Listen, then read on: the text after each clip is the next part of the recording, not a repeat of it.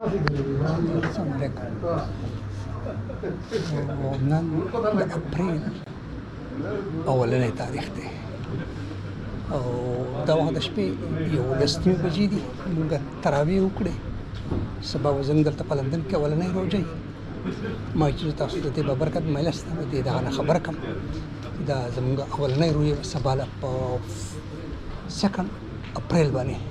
موږ چې کوم اول روژه ابزر کوو. خیر سره دا د لندن د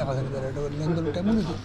دا جومات ټول ډکو په دې کې چې کوم د خپې لګولو ځای نه ټول جومات د بالکل لکه دا دوه چته دی په دې کې څه دغه نه دا اوس د شپې بالکل پوره 11 بجې دي او